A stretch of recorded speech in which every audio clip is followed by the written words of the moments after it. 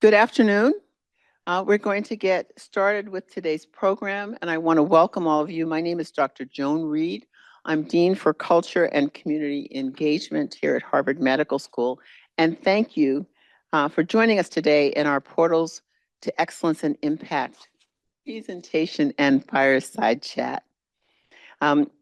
Just some housekeeping tips before we get started. Please note that this event is being recorded. And if you're attending this event in person and you don't want to be filmed, stay out of the camera. Just saying, okay? And position yourself sort of the side or someplace where you won't be included in that. Live closed captioning is available on Zoom. And after the conversation, we'll invite questions in person and through the Zoom, through the Q&A function. And the recording is going to be available on our site, Office for Culture and Community Engagement, in a few weeks. Before we begin, I just want to go over what we call the rules of the road here as we join together in dialogue and conversation. And it's really about how we respect each other. It's remembering that no one's perfect. We are all here. We are all learning. Invite others into your conversations as you sit at these different tables. Words that you use do matter. Words can heal, but words can always hurt. So choose your words thoughtfully. Be respectful. We are here in conversation about perspective, not the person or people. And part of understanding is putting yourself in others' place. And this concept of evidence and opinion, and each one is extremely important, but they are not interchangeable. So remember that and consider alternatives. We believe in free speech, but sometimes free speech can be uncomfortable. So we respect ourselves and others through this. The new Portals to Excellence and Impact framework seeks to connect, convene, and catalyze physicians and scientists in the greater Boston area who are committed to fostering excellence in health and healthcare, and to nucleating ideas within the academy, healthcare, and industry. Today's forum, its presentation and fireside chat, provide an environment to enrich the research that we do in support of exploration, idea generation, and early stage thinking about new and emerging research, but research that crosses boundaries and crosses disciplines and crosses organizational units. We hope to cultivate intellectual communities and shared inquiry among the participants and stakeholders. Today, we are honored to be joined by Dr. Robert Langer, one of the most influential scientists and inventors of our time. The title of his presentation, The Edison of Medicine, Robert Langer's quest to solve global health challenges using biotechnology, really sets a stage for this launch of Portals. Robert Langer is one of 9 institute professors at MIT, with institute professor as being one of MIT's highest honors. His articles have been cited over 467,000 times. And his H index, if we had more time, I'd say guess what it is. But I'm just going to put it out there. It's 335, and it's the highest in any engineer in history. He's widely regarded as the father of controlled drug delivery and tissue engineering, and his groundbreaking work in biocompatible polymers and lipid nanoparticles helped make mRNA vaccines possible, touching the lives of so many across the world. Dr. Langer's patents have licensed or sub-licensed been to over 400 companies, co-founder of many companies, including Moderna.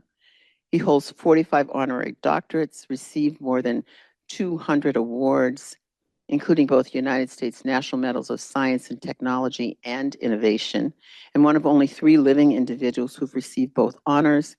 And he's been elected to the National Academies of Medicine, Engineering, Sciences, and Inventors.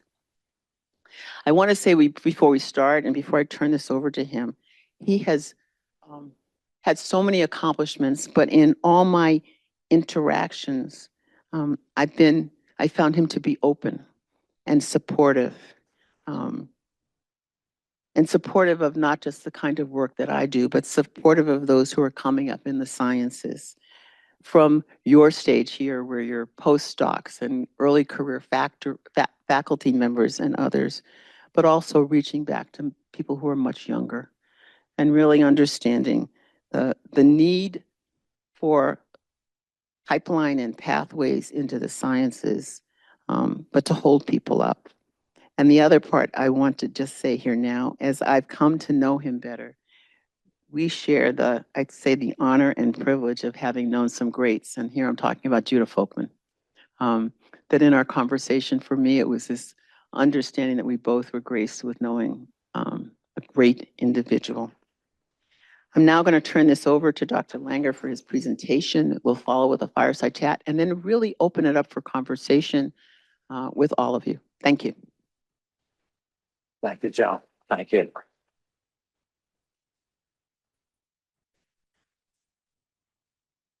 Well, thank you very much. I'm kind of embarrassed to hear all that, but and such a pleasure to see some old friends. And anyhow, what I thought I'd try to do is start out and tell you a little bit about how I got started, and go into even some of the things we're doing on global health at the end. So my background, I got a doctorate in chemical engineering in 1974, and that year, there was a supposedly big gas shortage, and you actually, for those of you who are old enough, if you had a car, you had to wait in line about 2 hours to get your tank filled. But the consequence of that is, if you were a chemical engineer, you got a lot of job offers, and so almost all my friends, they went to work for oil companies, and I thought I'd do the same. I got actually 20 job offers, 4 from Exxon alone. And I wasn't that good by any means, but they just had so many openings. And but I really wasn't that excited about it. I remember flying back to Boston one night from one of the Exxons in Texas, and they had already told me that if you could just increase the yield of some chemical by like 0.1%, how great that would be, and it would be worth billions of dollars. But I just thought to myself, I didn't want to spend my life doing that. And it was a very useful experience to know what you don't want to do. And so I started thinking about other things I might do. And one day I saw an ad to be an assistant professor to develop new chemistry curriculum at City College of New York. And I was very excited about that. And the reason is, when I was supposed to be doing my PhD thesis, I actually spent a lot of my time helping start a school for low-income kids in Cambridge. And I got very involved in developing new chemistry curriculum and math curriculum to try to make them interesting and relevant. So I wrote them a letter applying for a job, but they didn't, City College, but they didn't write me back. But I liked that idea. So I found all the other places that might have openings to do something like that, about 40 colleges, and I wrote them, and I don't think any wrote me back. I guess I wasn't in the right box, the chemistry education box. So that wasn't going so well. So I thought, what other way could I use my chemical engineering background to help people? And I thought about medicine. So I wrote to a lot of hospitals and medical schools, and they didn't write me back either. But then one day I was walking into the lab I was at MIT, and one of the older scientists said, Bob, he said, there's a surgeon in Boston named Judah Folkman. And he said, sometimes he hires unusual people. He thought very highly of Dr. Folkman. I won't say what he thought about me. But anyhow, I wrote to Dr. Folkman, and he was kind enough to offer me a job. And I'll just go to the slides. This was from the New York Times, I think, in 1971, and his idea was that blood vessels were critical to the tumor growing, and of course, and to metastasis and so forth, and that it was chemically mediated by something called tumor angiogenesis factor. And I thought, when I heard this sounded incredible. He thought if you could stop that, that might be a new way to treat cancer. And what I didn't know, and it's interesting, and for those of you that follow Dr. Folkman's career, he was widely criticized for this. I mean, people said that this was wrong, it was impossible. I thought it was terrific, and that even that you could think about something like that. So it was by far the lowest paying job that I got, but it was, I thought, terrific. And I went to work at Children's. I was the only engineer there, So what was key to what he wanted me to do was to see if we could actually prove that he was right, that there would be substances that could stop blood vessels from growing. And of course, it was very hard to study. So the first key was developing a bioassay. And that's not so easy because there's always background blood vessels wherever you go. But a couple places are not. One is the chick chorioontoic membrane, has very few. And then there's a cornea, which has none. So one of the things that we thought about was maybe we could put a tumor in these sites. For the biologists, we were often using a V2 carcinoma, though we used others. And then we wanted to have a tiny delivery system that you could put in these places, like a microparticle or a nanoparticle. And what we wanted it to be is something that could deliver large molecules. We were looking at different large molecules. The large molecules are proteins, glycoproteins, DNA, RNA, things like that. So that had never been done before. In fact, the idea of an advanced drug delivery system, this was 52 years ago, was pretty much non-existent, except for one company in the United States. And again, for those of you that are old enough, that company was called Alza. And they would ultimately come out and make transdermal patches and things like this. But in 1974, none of this existed, but they were doing research on it. They had some very good scientists, and they had an incredibly good board. And they asked Dr. Folkman to be on it. They asked some Nobel Prize winners in chemistry to be on it. And Dr. Folkman went out there and he asked them, could they help? And what they told him was that no, that the idea of delivering a large molecule, that would be impossible because it's like, walking through a wall. You could make holes in it, but then it's out instantaneously. So you wanted, so the basic idea was that would be something that would be non-existent. But if we were going to address the angiogenesis problem, we had to solve this problem. So I spent several years working in the laboratory, experimenting with different materials, different designs. I actually found over 200 different ways to get this to not work. But eventually we were able to make little microparticles and nanoparticles. And we showed actually in Nature, this is a paper that Dr. Folkman and I wrote, and I'll come back to this later too, but that this, you could actually, with certain technologies we created, deliver large molecules. It's also the very first time that nucleic acids like DNA or RNA had been delivered. So I want to go back to 3 months before that paper came out. So I got asked really for the first time in my life to give a talk at a major scientific meeting. It was in Michigan. I practiced this talk for weeks. And I was 27 then, I'm 77 now, but I still remember this. I gave the talk and I was super nervous. But at the end of it, I thought I did okay. I didn't forget that much what I was going to say. I didn't stammer too much. And so I thought when I was done, giving this lecture to this older audience of really very distinguished chemists and engineers, I thought that they, being nice people, would encourage me, this young guy. And when I got done, I stepped off the podium and a whole bunch of them came up to me and they said, "We don't believe anything you just said." And in fact, what they said was, again, the molecules were too big. They also said the solvents we were using, like methylene chloride and ethanol, would destroy whatever we put in. So that was not very good. And then things kind of went downhill from there. If that were possible, I tried to get research grants. My first 9 were rejected. And I got statements coming back that Dr. Langer, again, I don't know how these study sections probably don't exist anymore, but then you'd send it to pathology B study section. I still remember that. And I'd get reviews back, well, like Dr. Langer is an engineer. He knows nothing about biology and even less about oncology, which I thought I knew something about math and I didn't think that was possible. But at any rate, I didn't get the grants for a while. And then, I loved being a postdoc at Children's Hospital, but a lot of my friends would say to me, probably I shouldn't do that forever. So I started applying for faculty positions again. And since I'm a chemical engineer, the obvious place is to apply to the chemical engineering department.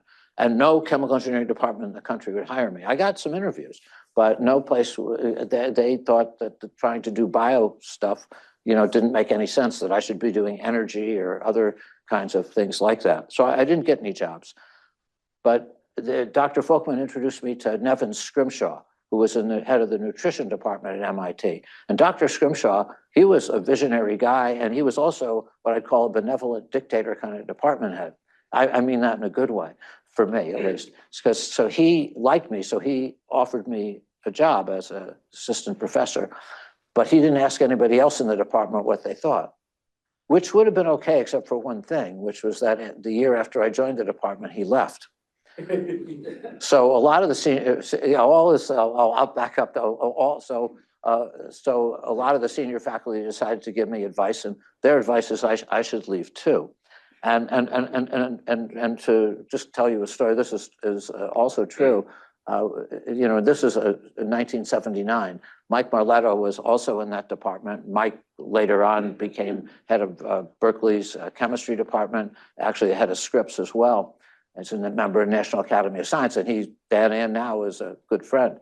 So about 15 years ago, I got some award and he gave a speech. I just excerpted this one part. And basically what he wrote, which I sort of remember too, he said one evening he went to a faculty dinner at a Chinese restaurant with me and some senior MIT professors. He said, a senior scientist sat quizzing us while smoking a cigar.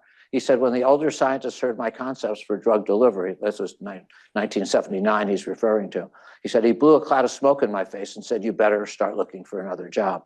So this was my introduction to my first few years at MIT, which wasn't so good either. But what would happen, which is just to go over a few things.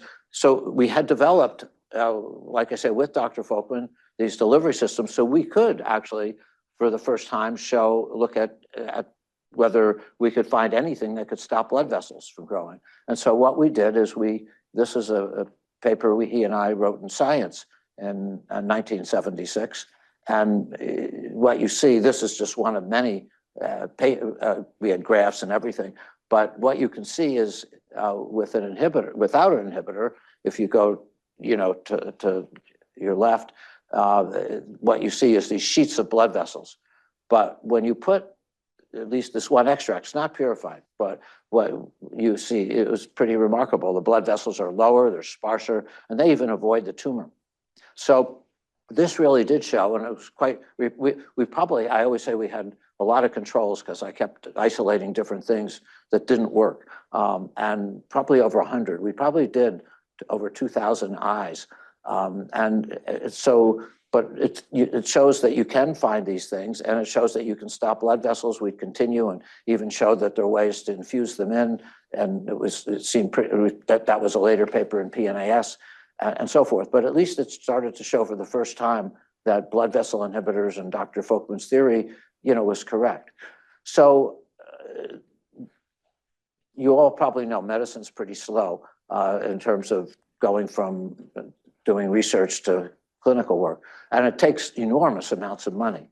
What happened after our paper, like I say, this was a 76 paper, it took 28 years from this paper before the first blood vessel inhibitor was approved by FDA. And that was because of really outstanding work at Genentech by Napoleon Ferrara and others, and many other companies, but building on some of the early work that we'd done.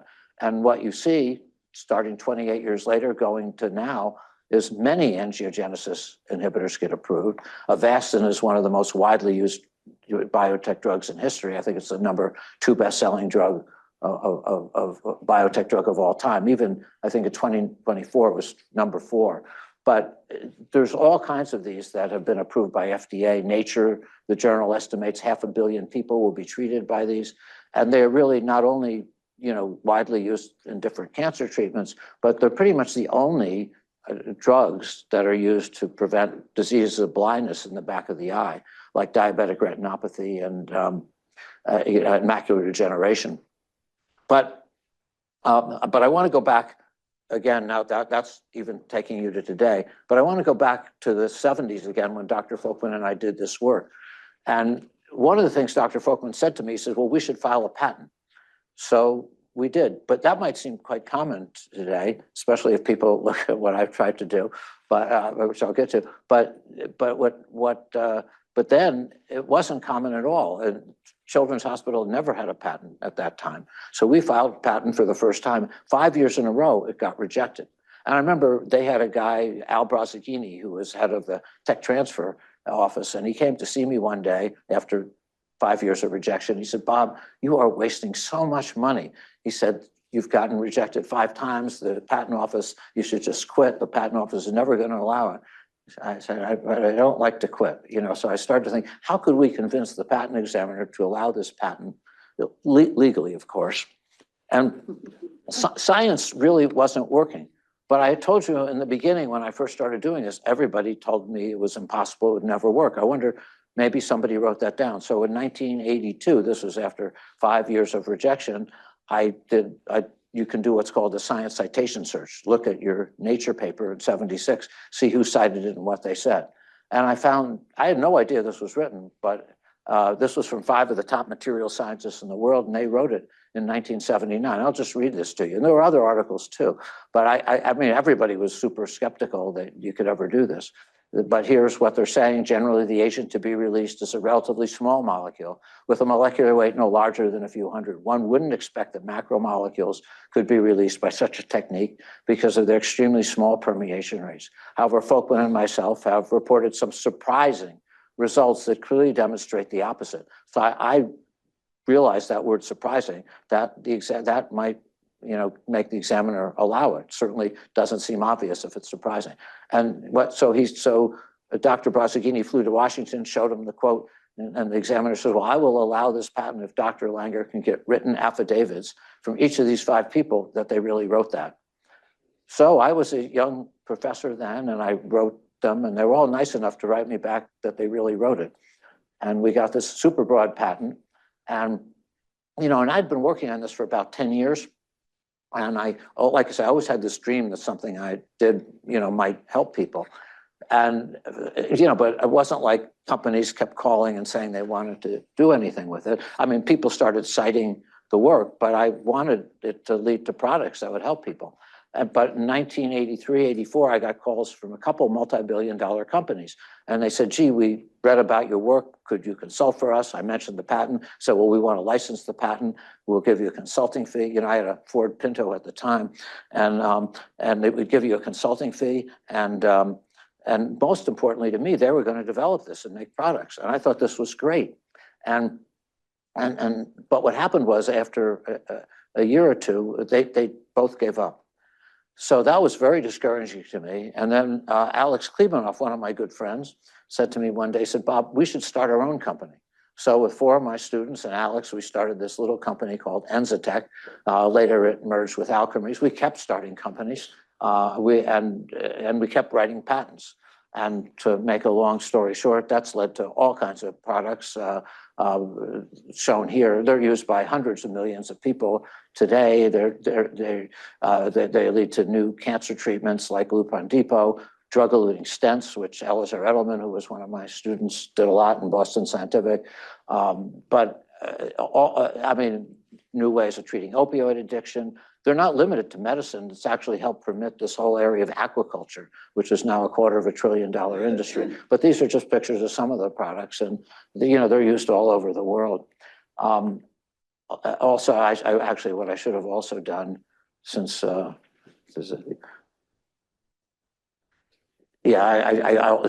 the more recent ones that have been important. I was on the founding scientific advisory board of Alnylam, so we work closely with them. That Onpattro was the first siRNA drug. And by the way, you need, just to be clear, if you didn't have the delivery system, these drugs would be destroyed. You try to give siRNA, well, now there's ways maybe to stabilize it, or proteins, or mRNA. That's probably the best example, right? If you tried to just inject messenger RNA into a patient, I mean, it would do nothing, but you put it in a nanoparticle, and the Moderna vial, which was another company I helped start, is there too on the bottom. So it would lead to products that would, I guess different associations have said to help several billion people. And then just to go back, not doing such a good job with the clicker. So a lot of places I mentioned how, at least when I started, everybody thought this was never going to work. But, now people cite that paper as really raising the possibility of all these kinds of things using DNA or RNA as a drug. This is just two articles out of many in Nature that are fairly recent. The other big area that I spent a lot of time on, also starting at Children's Hospital, was with Jay Vacanti. And Jay, one day, actually, I met him when I was a postdoc, and he was, was doing a fellowship, and later would become head of the liver transplant program. And he one day asked me, he said, could we make a new liver? And we started talking about coming up with three-dimensional scaffolds. Also, this would get ridiculed too by the study sections. But at any rate, could you make tissues and organs from scratch? And we worked on it. We actually had created an interesting way to raise money. We actually started a virtual company in the 1980s because we couldn't get federal funding because they said this would be impossible. But that's also led to all kinds of things. Skin for burn victims, which you can see on the upper right. New blood vessels, which are now it's in the middle. One of my fellows, Laura Nicholson, who became a professor at Yale and started a company, did that. That's now approved by FDA too. But there's all kinds of things that are up there. New vocal cords we've worked on with Steve Zeitels, who's a professor. He's Julie Andrews' surgeon. That's Julie Andrews and me up there. But there's not only can you start to make all these different tissues and organs, you can also start thinking about making them in vitro, which could tremendously accelerate drug testing. Just a very recent example, Li Wei Sai, who's at the head of the Picower Institute, asked me about 5 or 6 years ago about writing a grant to make a brain on a chip. And Alice Stanton was postdoc with me, and she actually did that. There's a little picture, there's a big paper in PNAS a couple of months ago, and Mass General has a new neurology institute, and she became the first faculty member they hired there. But you could start looking at this to do literally, rather than experiments on people, which are, of course, not very easy to do if you're doing, things on the brain. But you could make Alzheimer's, personalized brains for or ALS and so forth. And so she's looking at that. So another thing that I've been involved in doing, this now goes back to 2012. I never thought at 77 I'd still be doing, want to have, we have a big lab, and I never thought that would necessarily be my goal. But I had a visitor in 2012, and he was a software entrepreneur, but he and his wife, they were very interested in trying to solve health problems in the developing world. And here's a picture of me in my office with the software entrepreneur, which is Bill Gates. And so some of the things that we've done, I'm just going to go over this briefly, but we've worked with the Gates Foundation for the last 14 years. And I think because we've taken, well, I'll just go over some of the ideas. One is in nutrition. More than 2 billion people suffer from micronutrient deficiencies. And so one of the things that they were very interested in is, you might think you could just give them vitamin pills or stuff like that, but people don't do that. They're not going to take something, but they do have, for example, take bouillon, and that's something that people commonly eat. So could you ever have bouillon with something like this? Well, one of the problems with bouillon is you boil things for a long time, and it will destroy almost anything you put in, these micronutrients. So one of the questions that we started talking about is, could you come up with, a little coating that you could take any nutrient in, and that if you put it in a boiling water for 2 hours, nothing happens, no change in color, taste, no destruction of it. But when you eat it, it'll all come out. Now that might seem, how could you do that? But actually you can. And what we did is I had some theory. There are some polymers, some are even FDA approved, that you can, that are, because of their groups, if they have one charge, let's say at neutral pH, they're insoluble. So in other words, they'll form, but when you go to acid pH, the charge is changed essentially, and they'll dissolve. So what we did is I had that idea, and we actually looked at maybe over 50 to 100 different materials. But what was exciting, and when you look at this, is what you see is just going over. I'm just going to look at this because it's hard doing this without glasses. But what you can see when you look at this is an in vitro experiment. Now we've done lots of even human experiments. But what you see is when you look at this, there's 11 different ones. And in each case, what happens is if you put them in stomach acid, those are the top curves, every single one comes out. But if you put it at pH, neutral pH, nothing comes out. And if you boil it, nothing comes out. So this was in vitro. Then we did it in small animals. This was led by Anna Jakulenik in our lab, and then people. And then, we actually created with the foundation, I don't want to call it a nonprofit. It's, I guess, kind of a B Corp. We call it Particles for Humanity. And they've worked with different manufacturers. They got it actually approved by the World Health Organization equivalent of the FDA, and now manufactured. And the hope is that, is that it will get introduced into Africa either later this year or early next year. But, a lot of it's politics where you have to talk to governments and stuff like that. But the Gates Foundation is helpful on that too. So and we're looking at not just that's for vitamin A. Another big issue is adherence. This is the US data, but people don't take drugs. So that's nutrition. For drugs, people don't do a very good job even in our country. This was from Annals of Internal Medicine and written in the New York Times. But the lack of adherence causes 125,000 deaths and 10% of hospitalizations. This is in the US. World Health Organization actually shows considerably bigger numbers worldwide.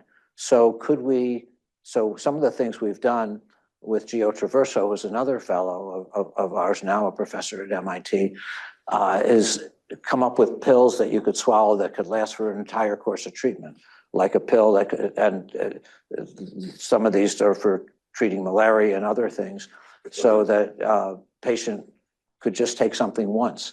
But what you can do is we came up with ways, and I could go into the science, where it'll last for the pill, which is the easiest thing to get somebody to adhere to, will last for a week, or we've done that, will last for a month. There's actually birth control ones that are being developed, or maybe even a year. And that's all oral. And I'm happy to go over how we did it. But we also thought you could do some things for vaccines, like, because people don't come back for a second injection either. And this was way before COVID. And so actually we invented a new, people are all familiar with, 3D printing. So we actually came up, a lot of it is kind of nanotechnology. This actually even involved picotechnology, that we came up with a new way of making systems that could deliver drugs at pretty much any time. So our idea is you'd make a cocktail that maybe you could make one that will dissolve, that you'll have these little tiny boxes. They're very, very tiny. And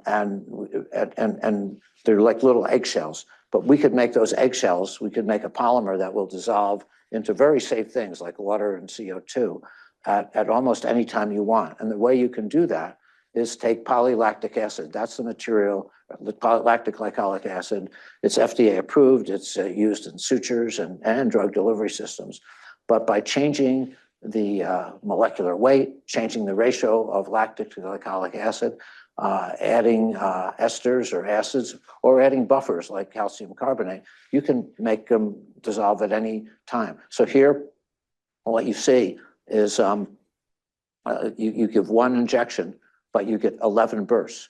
And so this is also something that we hope to, make available. So with the foundation, we've started 25 different clinical trials at different stages. We've done this through, different mechanisms, and so some are companies that we've started.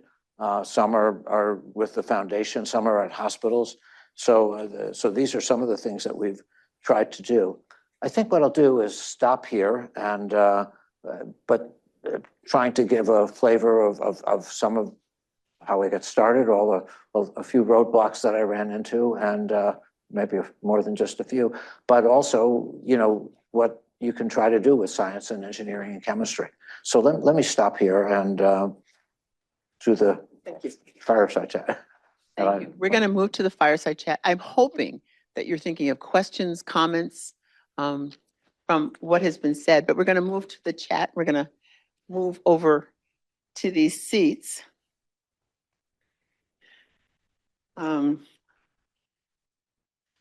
One of the things that struck me in this is the capacity to hear, just quit, it's impossible, it won't work, can't be done, and you stay with it.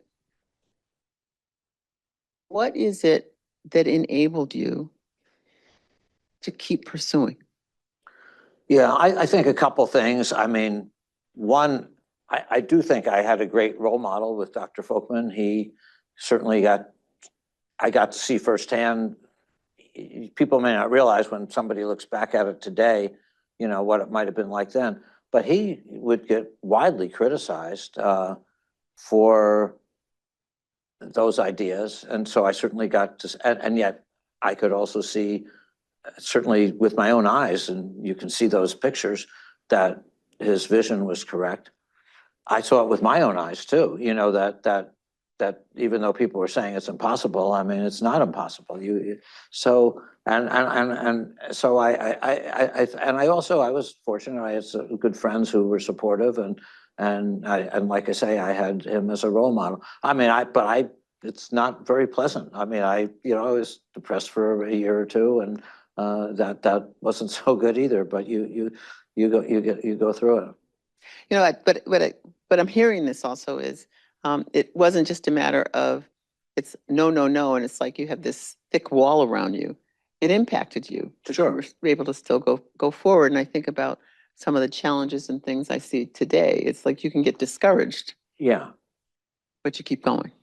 Yeah, I actually, maybe I will say, I did bring another couple slides.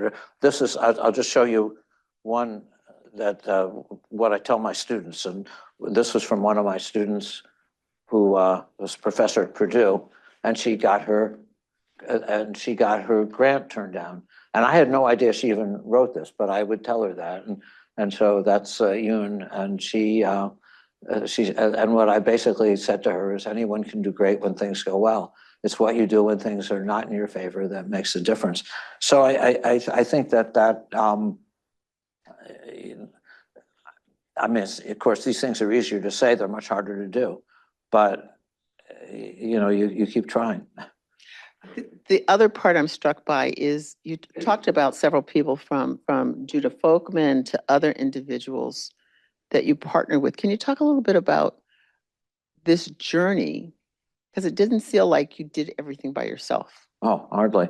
Yeah. Well, I mean, I think I mentioned a number of people, but I mean, the biggest, of course, have been my students and postdocs. I mean, they've been terrific. And really, when people ask me what I'm proudest of, I usually say how well they've done. And I mean, I think I must have something like 10 people who are professors at Harvard and 11 at Stanford, and I think 10 at MIT. I mean, they're professors all over the world. A lot of them have started companies. And so I've been very lucky to have had just incredible students. I've also had people in the business community. Mark Levin's here, and he's certainly been, I work, there's quite a few investor, Mark, Terry McGuire, Nubar Fayan, I've had a lot of help and support whenever we've tried to start companies. Now, I mean, of course, I've had probably over 1,000 people cross through my lab, but I'd say probably 5 or 10 are investor types and venture capitalists, and they've also been very, very helpful. So I think anytime you try to do any of these things, it's a giant team effort. And, and so, you know, kind of a lot of these things start out as a project in the lab and, but, and sometimes it doesn't work out. I mean, but you do the best you can, and sometimes it does work out, and you want to do what you can to not only write, to me, a scientific paper, but get it out to the world. And so I think it takes multiple elements. It takes scientists. If you're going to have a successful company, it takes, I mean, all kinds of things. You're going to need people who are good business people, who are good clinical people, who are good manufacturing people. I mean, and on and on. So it's a giant team effort. And so I think I've been very fortunate to work with great people. But as you said, I just think I think in terms of systems, and you talk about the scientists, the clinician, the business people, the attorneys, the policy people, that and all these different spaces who enable advances to get from the lab Yeah. to people. At the same time, we tend to silo some of our work that we're doing, and without this understanding of a larger system and the connections across it. How did those early experiences of rejection, how did or have they influenced you? Judah Folkman said, I'll take you even though you don't look like the model of what someone's looking for. So there were people who turned away because you didn't fit their model. Right.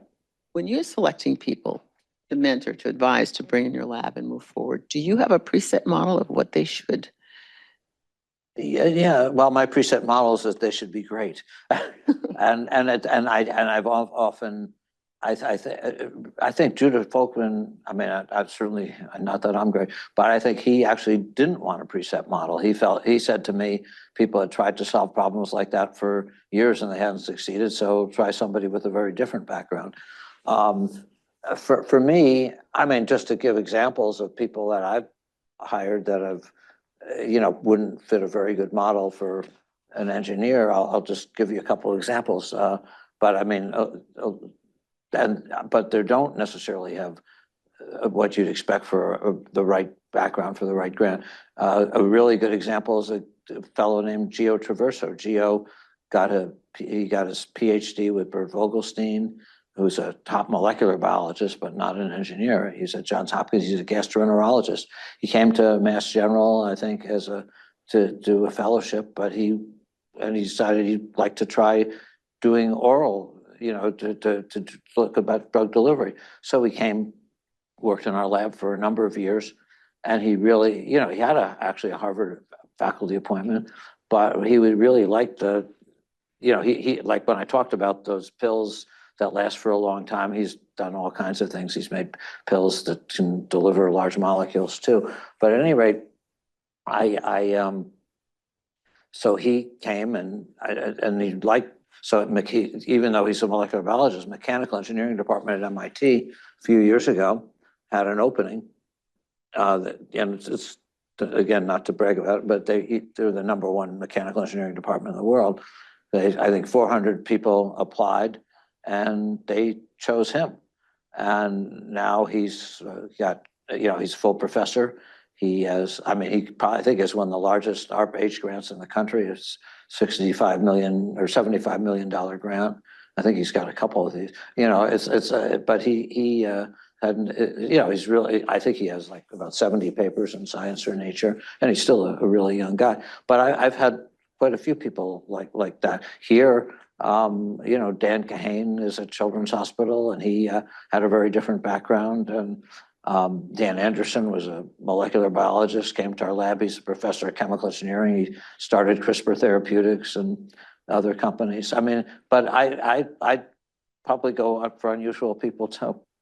Yes, I'm hearing that, but I'm also hearing it is that maybe for individuals, we self-censor where we think we can go or where Sure. we belong, and maybe sort of broadening our thoughts about where we can do our work, our best work, or who we work with in those spaces.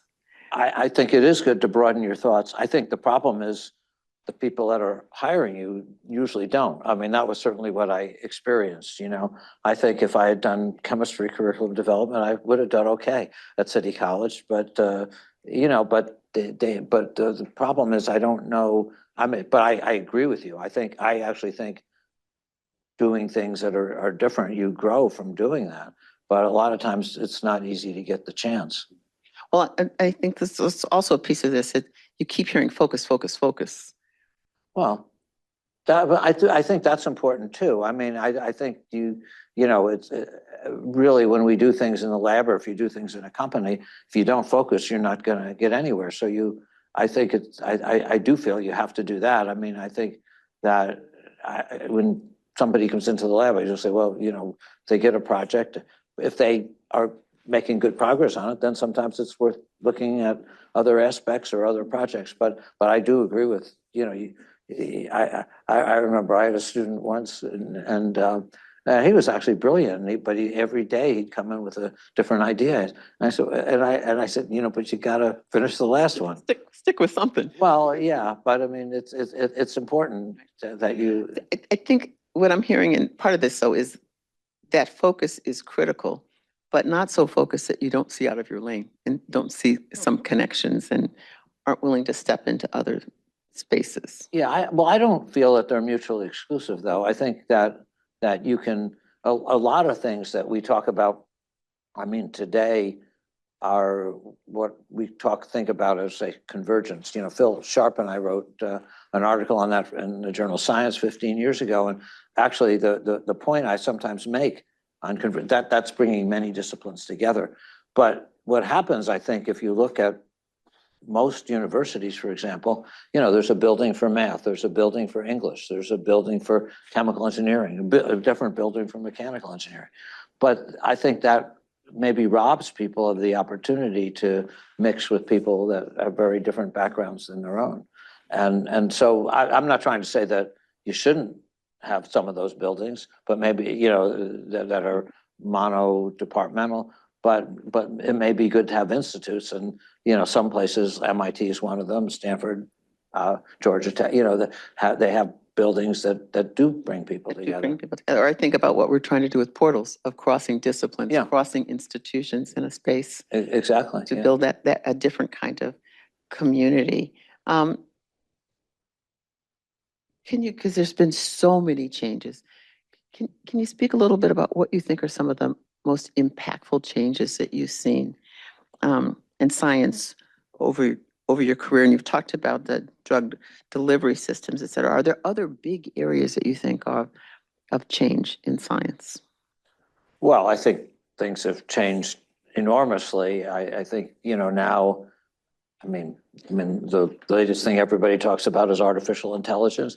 And by the way, that existed, over, 55 years ago too. But it's certainly, computation power is so much increased that you can, do things faster and so forth. So that's probably if somebody talks about in 2026, that's certainly one that would come, very high on your list. But there's so much difference in equipment. There's so many discoveries that people have made, and things like gene therapy that might have only been a dream. And I mean all aspects of it, from gene editing to siRNA to mRNA. I mean, none of those things were even on the horizon. Maybe a couple of people had thought about it, but I think there's so many things. And then high throughput testing. I mean, there's again robotics. I mean, there's so many things that you can do, and I mean, so it's pretty unlimited. I'm not sure where to start. You could just look at all of the work that has been done on so many things. I mean, it's sort of this exciting open space. It's not just one path. Yeah, that's well said. Yeah.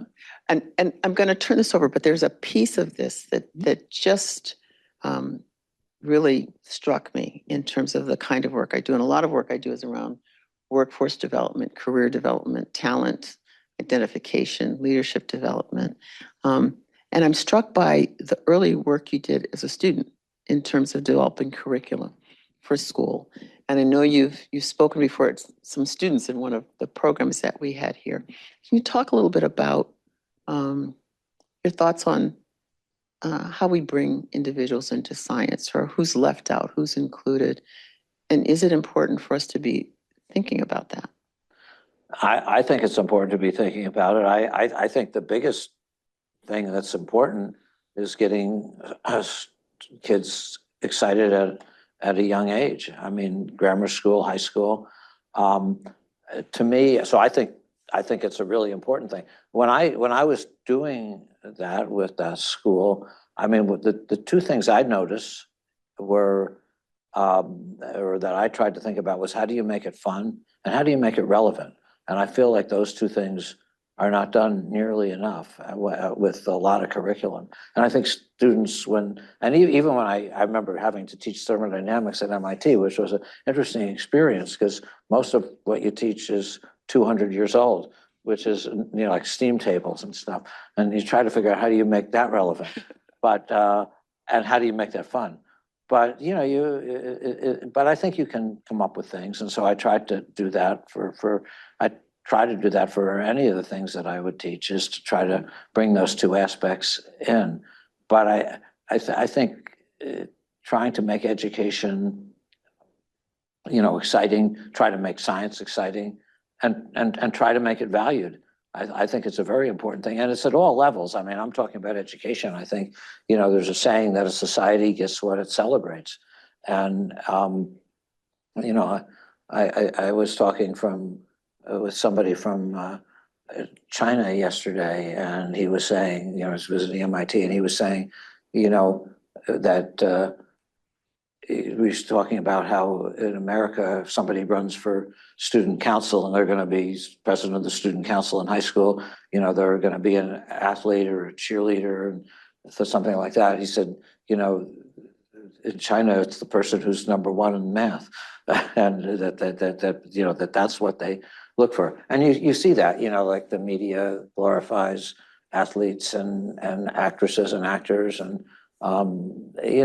science is, not front and center in a lot of things. So as you say that to me, are there ways for us to start to celebrate and bring it forward in terms of showing the joy? I listen to you and I hear joy and excitement. As you talk about being 77, and I'm thinking, you could be 20 in this room and have the same amount of joy and excitement. It's just this energy. Yeah, I would like to figure out a way to do that, to package that. I want to open this up for other questions from here. On your tables, there's microphones. If you press the button, you're free. I love this. I love these moments of, do I say anything? Do I ask anything?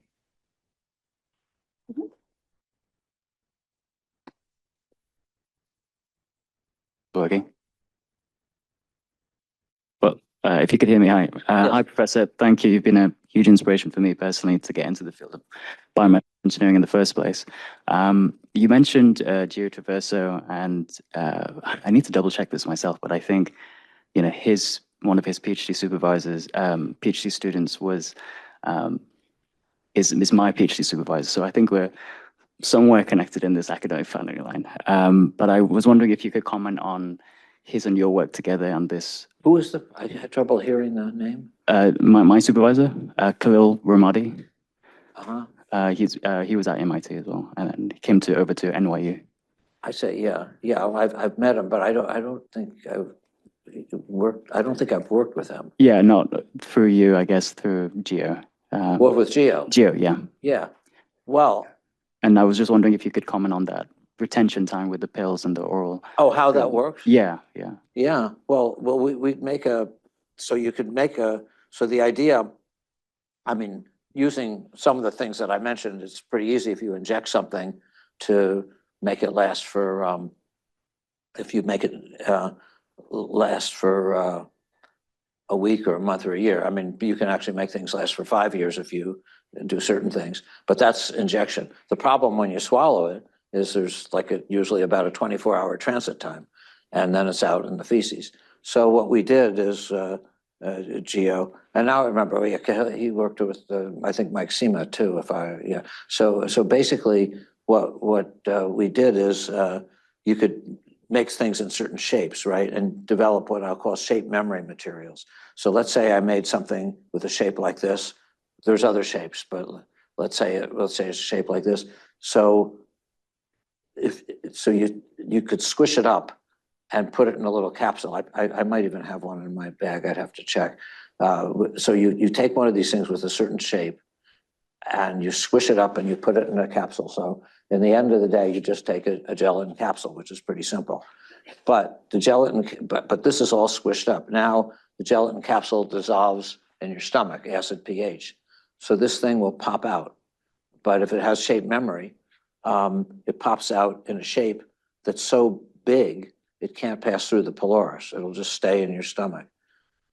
But so open that food can pass, because you don't want it to block things. So you come up with a shape. We have different shapes that we design, and then you have a part of it that is degradable. I probably even have some in the. You have a part of it that's degradable. We also had one. Anyhow, so the part that's degradable, you can tune. You can make it dissolve in a week, in a month, in a year, and it keeps sitting there, releasing. But when that part breaks, then everything goes out, and it just goes out, and it'll dissolve either in, or it'll go out in the feces, let's say, and ultimately again it will go into harmless molecules. I don't know if I explained it, but it's really controlling, building on two things. One, delivery principles like we've worked on for years, but then secondly, building on that shape, getting the right shape memory properties, which there's some ways you can do that.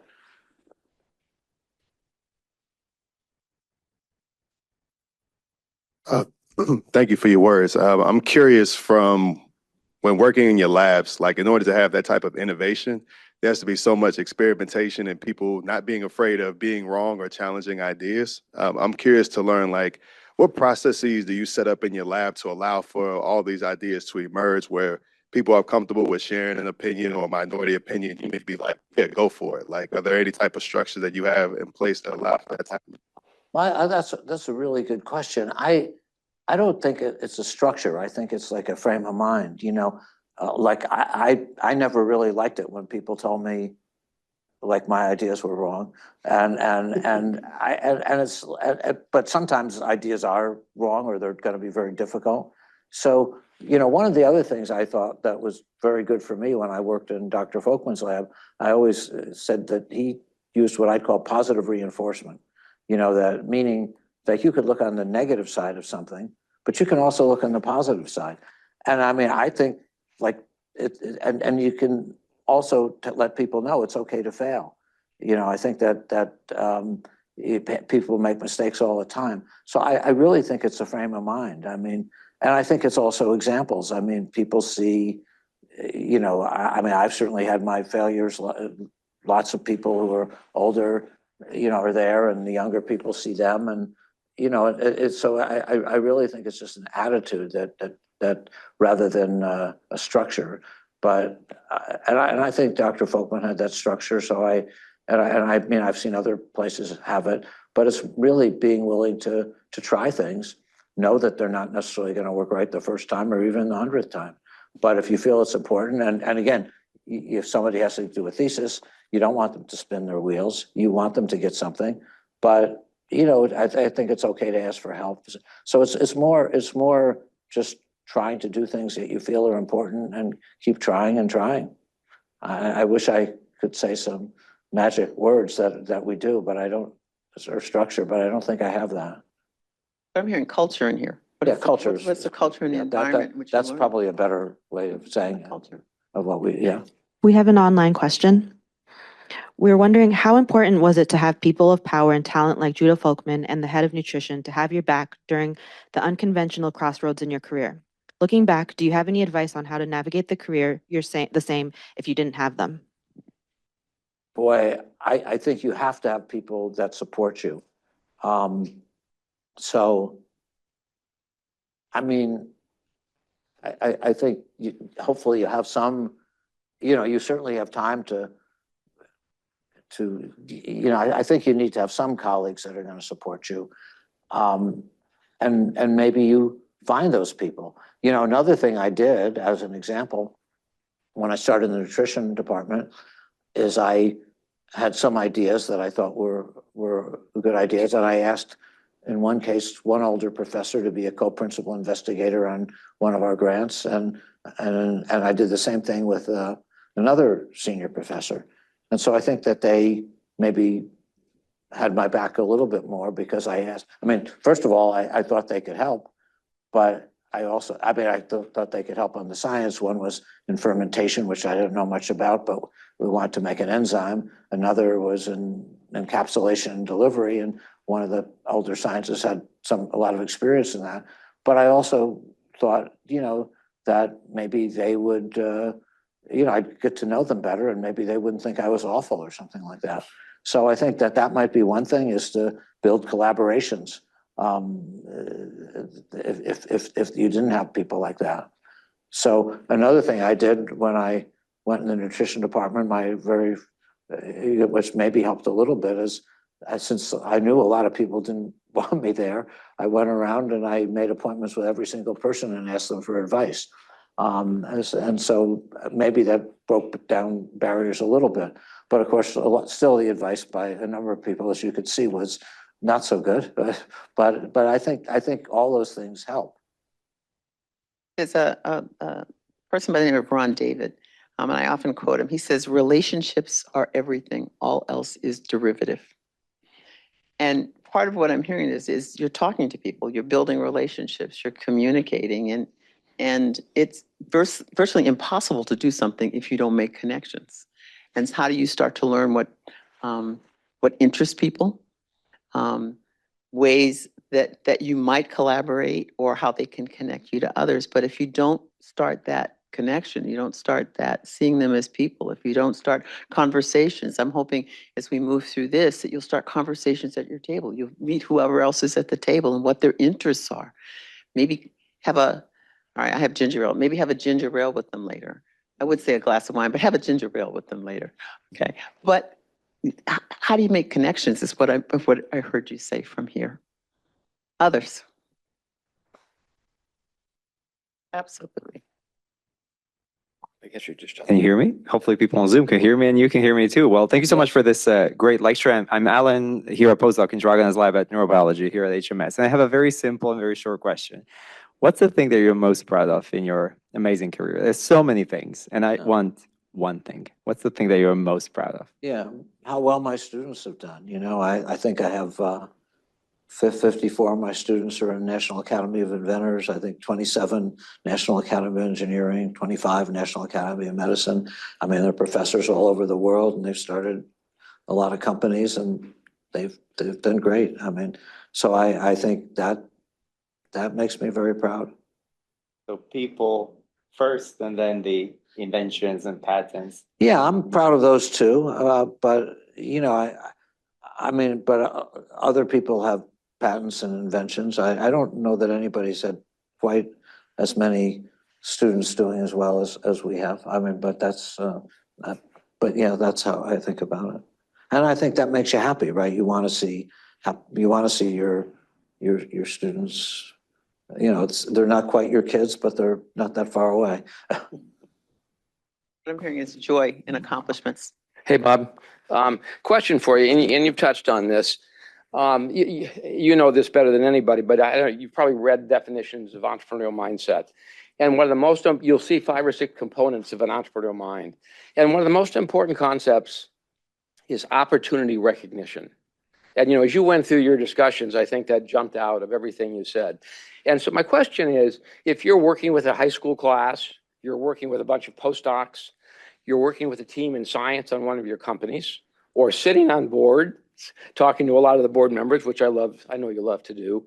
One of the biggest challenges usually is, and everybody has their strength, is for people to not get caught in the process or the details, but to be able to step back and recognize the big opportunities. And most people don't tend to do that.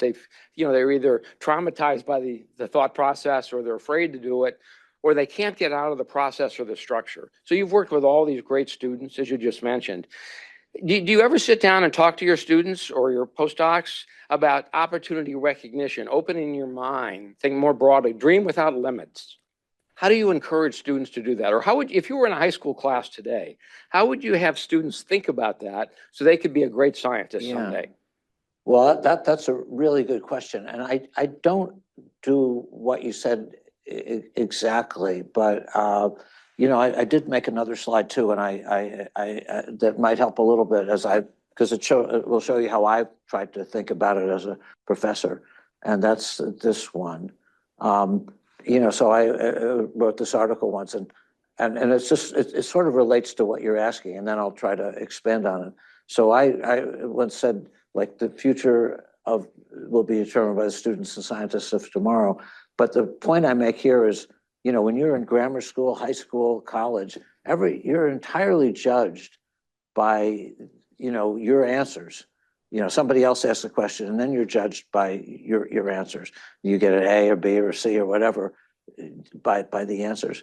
But in real life, the point that I'd make is that you don't ask questions, right? And I think that that's just so important. And so I wrote, you know, and this does relate to what you're saying. And I do talk to my students about this, but it's at a high level, is to help students cross the bridge from being researchers who can give good answers to those who can also ask good questions. I think that and that is the thing, in a way, that you're asking, is how do you get people, first you have to have that mindset that you really want people to get trained to start thinking about the questions, to think about questions. So sometimes I'd say, well, you know, there's really incremental things that you could do. To me, that oil example was one, right? If I could increase the yield of something from 97% to 97.1%, I don't think that's a great question. It might be worth a lot of money, but it's not a question that I think is that important. So I think the first level of what you're asking, to me, is just that, is just what's up there. It's just to think about, how do you ask really big questions? And I think sometimes it's almost partially self-evident, you know, because you can see what's not self-evident. You can see what's not a big question. Like I say, if something's incremental, I don't think you want them to think about that as so much. So I think so to me, that's the first level. And I think I try to do it on a case-by-case basis to try to get people to think beyond just, you know, what they're doing. But it's focusing in on questions, because your whole life, really, you've been just drilled in, get this answer, get that answer. And to me, and I certainly was that way. I remember when I had one of the Exxon interviews, actually, when I was 25 years old, the guy said to me at Exxon, he said, this was a blue sky place at Exxon. And he said, you know, there's two kinds of people. He said to me, one are people who are able to, you know, give good answers. You know, somebody creates a problem and they figure out how to solve it. And then he said, the other person is somebody that thinks about, you know, what problems you should solve. And he said, we want somebody who's like a big think. We want to hire people who are asking these big questions. And he said, what do you think you are? I said, gee, I'm the one you don't want. You know, I'm pretty good at giving the answers. But I said, I'd like to hope over time, maybe I'll change into the other one. And that was before I worked at Children's Hospital. I was just getting my PhD. So I think it's really trying to get that mindset to just keep asking questions. And over time, if you keep asking them, you know, you'll win some, you'll lose some, but you'll get more experience. And I think, so I try to encourage that type of thing. But it's a great point. No, I love that answer, Bob. I think, you know, we've all been in this point where we always think we're experts or we know all the answers, and you sit in rooms where everybody's giving answers. And sometimes very few people are listening or actually asking questions. And the people who are asking questions are really trying to learn and to integrate the knowledge in the room into a big opportunity. So I think that's a great answer. Thanks. Thank you. Good, thank you. Got one Just question. over here first and then over here. Hi, I'd just like to say that I was really, really, truly inspired by your speech and your journey. I'm a high school student, so hearing about your trying to excite passion at a young age, really I felt personally connected to that. My question was, how do you define success? And outside of the lab, what things kept you going in the hardest times? Well, I think those are good questions.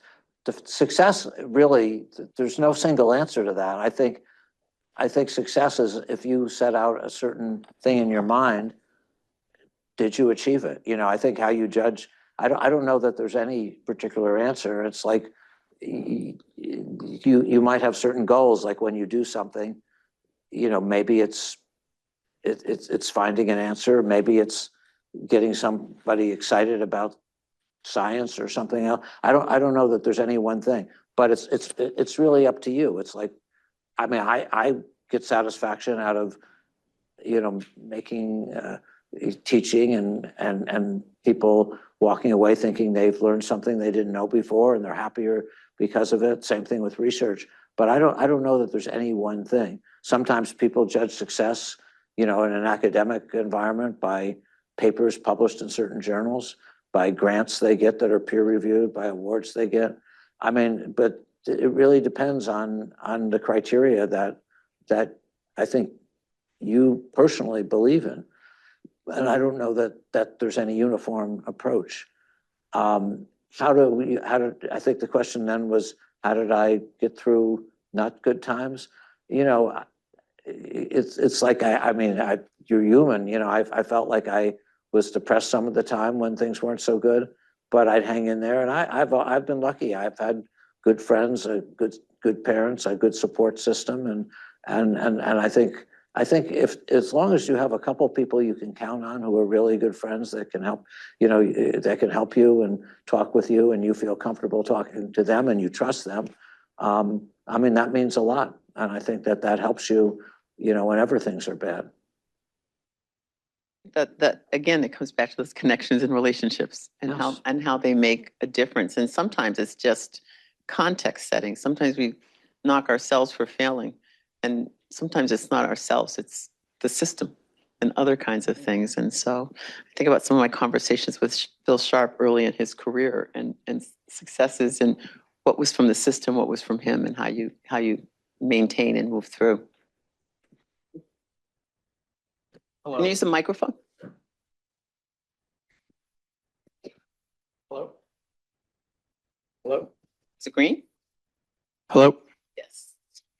Hi, Dr. Langer. My name is Ali. I used to work at a biotech company called Nanite, and that was next door to another like non-viral company called Souffle. And next door to that were a whole bunch of these non-viral companies. And so You're in Watertown? I was in Watertown, and so I was friends with like a lot of the Souffle folks. But I wanted to ask, with like the biotech bubble and the current job markets, have these events kind of influenced your investment thesis on the non-viral space? And with someone that doesn't have like a traditional PhD or MD background and is kind of interested in investment portfolios and how to think about like the business side, do you have any suggestions on how your thought process has changed in investments? Yeah, well, so first of all, I haven't done many investments. I start companies. We should have you talk to Mark Levitt, who's here. He's really a world authority, you know, started Third Rock and did an amazing job on that. But I'll give you my perspective on what you asked. Well, so first, Souffle, I'm highly prejudiced. Not only did we start it, my daughter is, you know, is head of business development there.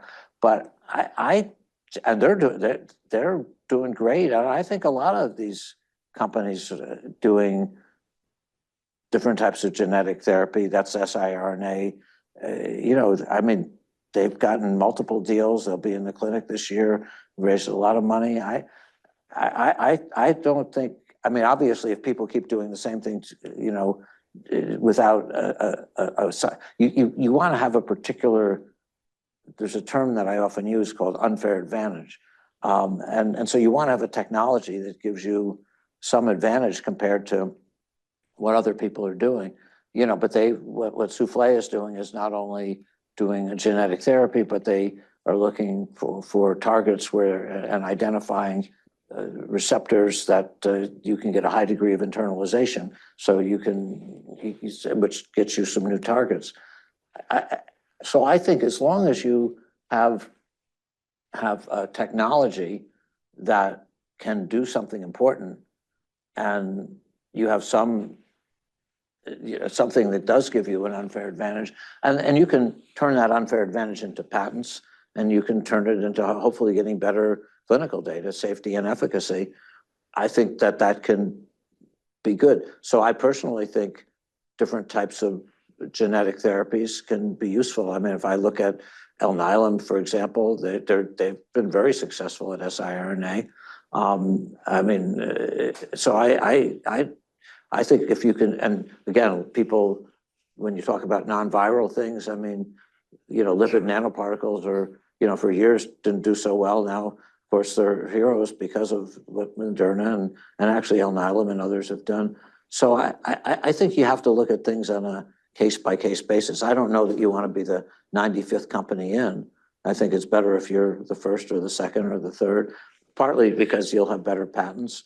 But I think there's so many areas that that can be good. I judge it really on the, how big a breakthrough is the science, how good is the patents, how good is the team. Could have, if Mark has time, he could really. I think they did an amazing job at Third Rock on starting companies, and I had the pleasure of being involved in some of them, and I think that. But I think you can do it on almost any area. It's really where you have those elements that I said. One of the things that you mentioned is the first patent at Children's, and something didn't work here, and so you started your own company. What does that mean? I mean, I could sit up here today and say, I'm going to start my company, a company. But what does it mean for me to say that? What are you pulling together? What is the thinking to be able to even go in that space? Yeah, well, that's definitely a team. So when you start a company, first you want to have investors who are really good, and it doesn't mean just about money. It means also advice and guidance. They're going to almost certainly be on your board of directors, and I always feel like myself, again, just to pick a team, like if I'm pretty good at picking scientists, but I think to me the most important thing at any company is the CEO, and those are going to be usually good business people. And I think the investors I've worked with are much better at picking those people than I am. And so I think that so you need a team, right? So you start, usually it's like I might have some former students who could help on the science. We might have some investors. It's putting the whole team together, and ultimately you have scientific people, business people. That's probably in the beginning. Ultimately, if I take a look at Moderna today, just as one example, I mean, they have, several thousand, and Alnylam too, several thousands of people, which are, and they're legal people, because you're going to get sued for patents. You're going to have public relations people. You're going to have, obviously, manufacturing people. It goes on, personnel people. Thank you. It's sometimes you hear it sort of, just go get a patent, start a company. It's like, I think it's a little bit more than that. Oh, it's a lot more. It's a lot more than that. It's a lot more than that.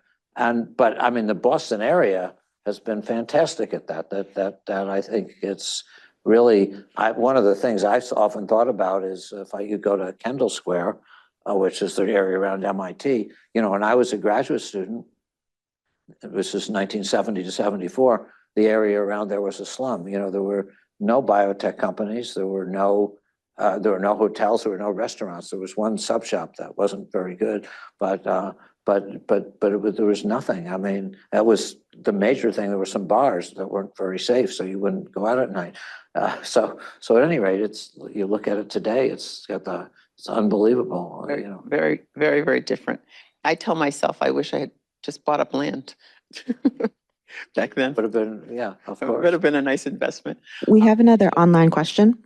With all the pace and the breadth of developments today, combined with the advancements of AI and foundational biology and technology, are there some fields that you expect to have the maximum impact in the next coming years, 25 years or so? Some fields. I think it'll help a lot of fields. I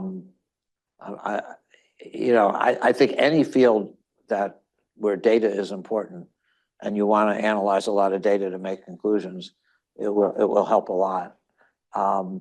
You know, because you can just scan the literature so quickly and put things together. I mean, by the way, I can think of, I mean, I'm just trying to think where it won't have a big impact, but I certainly think it'll have a big impact on medicine.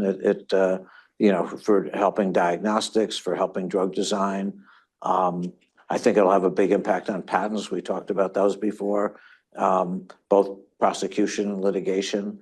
I think it'll, you know, just anything where there's a lot of data, and I'm sure it'll help in investing, you know, in analyzing patterns and things like that. I think it's important to realize that AI is not new, but it's gone on for like 80 years, but it's accelerating. You know, you can just analyze so much data so fast. And someday people will come up with even things that'll analyze it faster, like quantum computing and things like that. But wherever analyzing lots and lots of data is important, it'll make a big difference. So moving to, because I want time for you to network, to be able to have a conversation with Dr. Langer and others who are in the room. If you could go back in time to that younger, non-Dr. Langer, earlier point in your career, what would you tell yourself? Is there something that you would tell yourself? Is there some insight that you've gained over time? Yeah, so I mean, I think, you know, I'm sure there's so many things I've learned, but part of it is what we talked about, is learning how to deal with things that aren't good. You know, I think if you don't live through hard times, because you're always going to find them. I mean, things are always going to come up. So I guess I would just, I don't know that I would necessarily tell myself anything other than it's going to be okay. You know, you know, I mean, I probably could have eaten better. I probably could have done all kinds of different things. But I think that I might just let myself know that things are going to work out okay. I mean, but you learn from mistakes, and you learn from dealing with things that aren't good. So you know, I feel like, you know, my dad, he fought in World War II, and I remember he always told me he felt he was lucky he saw lots of his friends die, and he saw so many people that he knew die, that he always said that every day he got to live longer than that was a gift. And he passed away at 61 from a heart attack, and probably, you know, he could have done better on some things like that, but still, I always remember that. And I'm, like I say, 77. I kept thinking, you know, and I do feel that way every day. I've got is a gift. I feel lucky. I get to see my grandkids already, and you know, and I've been pretty lucky. I've certainly had things happen that haven't been good, but you know, I think if everything was just perfect, I don't think it would be very good. You know, there's a Twilight Zone that I always liked, where this guy, he starts out, he's a robber, and he's running and away, and the police shoot him, and all of a sudden, the next thing you know, he's in this place. It's this like palace, and he can have everything he wants, and he gambles. He wins every gambling you know, thing, and then he gets all this money, and every woman wants to go out with him, and that's, you know, and he gets everything goes great, you know, but then, you know, it keeps happening and happening, and the way it ends, you know, he's like just so frustrated. You know, he keeps winning. He can't lose anything, and he just says, "Geez, I thought." You know, he talks to this guy. There was this guy, I think it's Burl Ives, and he kind of is a heavy guy, and he's sort of the guy that's showing him around. And he said, "Gee, I thought, you know, I felt like when I felt so fortunate. You know, I did all this bad stuff in my life, and I went, you know, and I went to heaven, and I got treated so well." He said, "But I feel like this is like I'm in the other place." And I can't believe that heaven is so terrible. And the guy who's like, you know, Burl Ives, the heavy guy, he starts laughing at him and says, This is the other place. So I thank you. I thank you for sharing your time with us and your story and your wisdom and your guidance. Thank you for having faith in so many. Oh, Thank you for that. And for being with us today. Please join me in thanking. that was that. Thank you. Just quickly, there's some other events our office is having tomorrow, just to let you know. There's training on religious accessibility and, for programming. There is an interfaith dinner. There are other opening doors programs as we move forward. Please join us for those. But most importantly, thank you for being here today. Thank you for taking the time. I know everyone is extremely busy. And thank you for taking the time for yourself. To learn, to think. Now, please take a little bit more time to meet everybody else that's at your table or others in the room. A clear message I heard from here today was it's how you build those bridges and how you build those connections that makes a difference. So thank you for being here. Thank you, Dr. Thank you. You did a great job.